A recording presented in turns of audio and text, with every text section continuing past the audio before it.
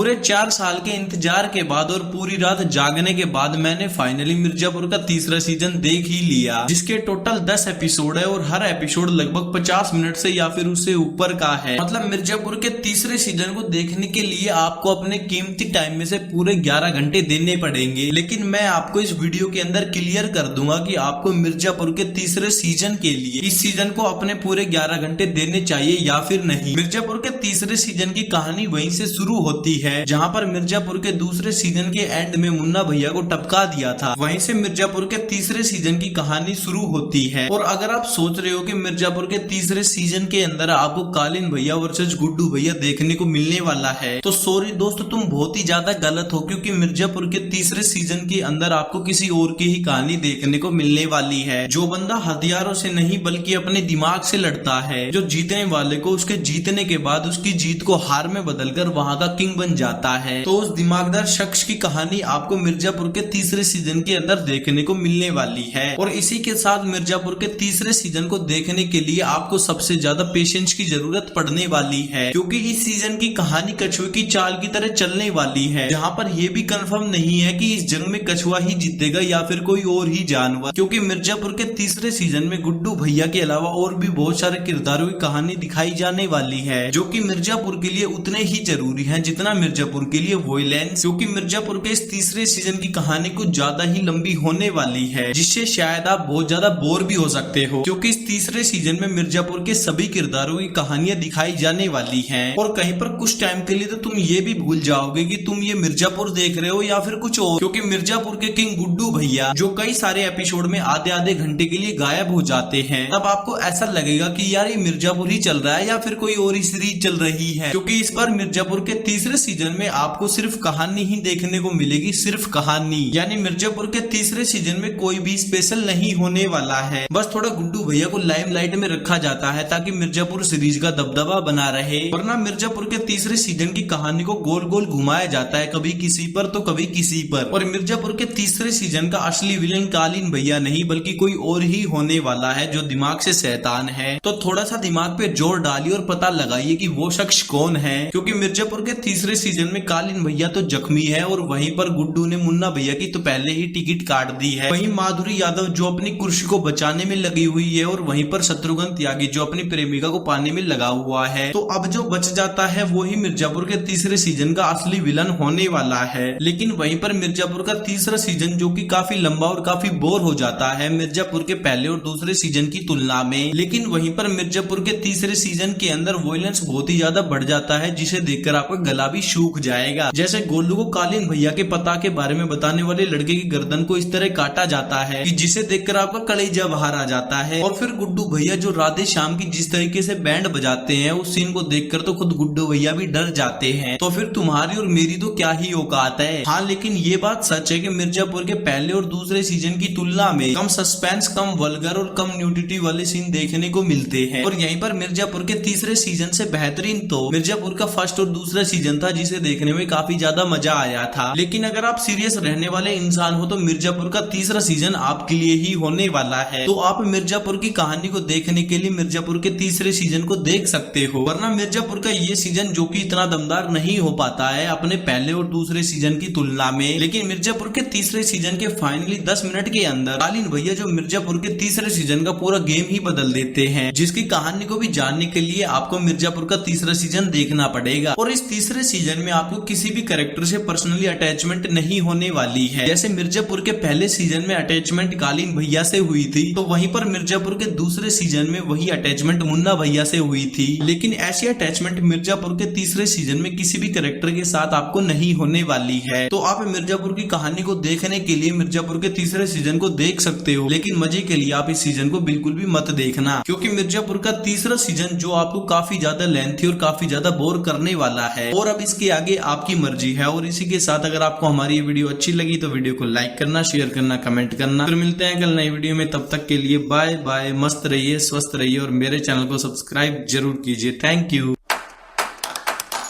अब इसके आगे आपकी मर्जी है।